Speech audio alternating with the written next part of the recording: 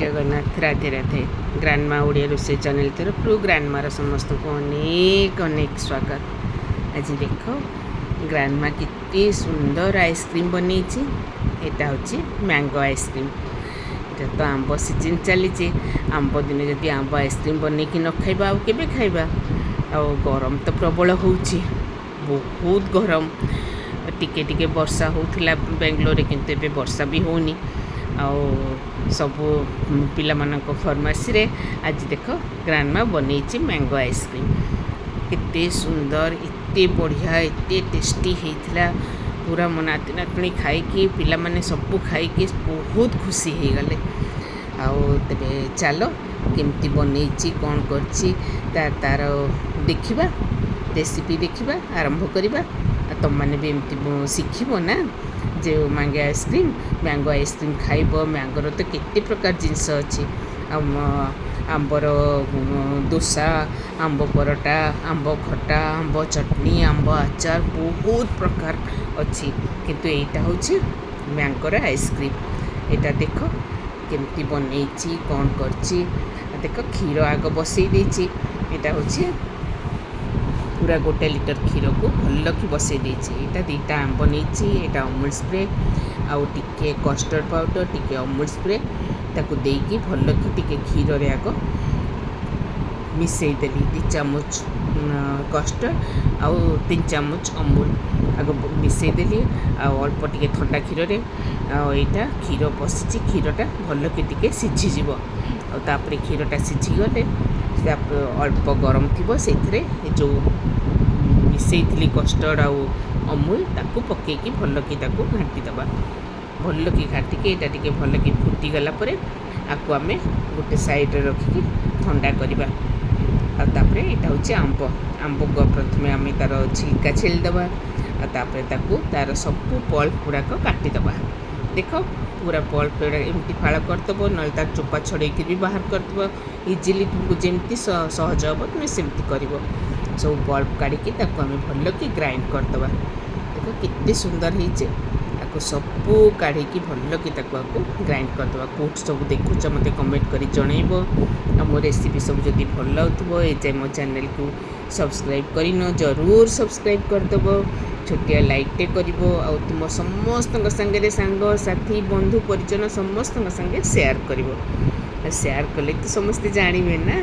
आ समस्ते एमती बनई खाइबे। बहुत गरम तो चारिआडे हो समस्ते बनई खाइबे आर एंजॉय करेंगे। देख केते सुंदर यहाँ सब बल्ब गुड़ाक काढ़ुचे एमती सब गुड़ाक बाहर करदब।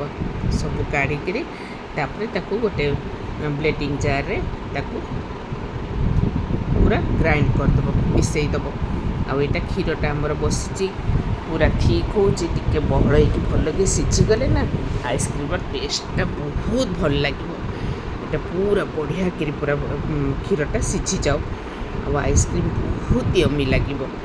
तुम्हें देख केते सुंदर यहाँ आइसक्रीमटा पूरा हम ना तुम्हें देखिले पूरा लोभ लगे। आटा टे चीनी नहीं आटा हूँ अलैच 5-6टा छोट गुजराती जो ग्रीन वाला नहीं चोपा छड़ेकी से चीनी रे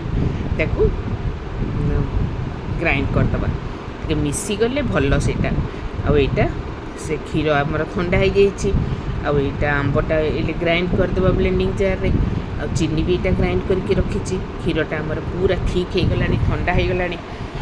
जी तुम्हें तो अमूल पड़ी ना तेणु मु अल्प चीनी नहीं 3 चामच 4 चामच चीनी। तुम्हें जिते मीठा खाइब से अनुसार तुम्हें चीनी नब। आंब भी बहुत मीठा अच्छी से आंबरे चीनी पकईकी भल कि मिसईदब। आधे ये जो ठंडा होता ना ये क्षीर आपको टे फ्रिज रे रखिदे पूरा ठंडा है काढ़ी आंबरे पूरा मिसईकरी आपको आउ थे ग्राइंड करदब। पूरा भल कि ग्राइंड करदब जमी पूरा से गुड़ा सबू भल कि मिसीज। देख केते सुंदर मिसीगला। तापर सब डब्बा मानक तुम्हें छोट छोट गिनारे रखिपार प्लास्टिक डब्बारे रखिपार आइसक्रीम कंटेनर रे रखिपार जो थे भी तुम्हें रखिकी आपको भल कि टाइट कि बंद करदेव। फ्रिजर रे रखिदेव।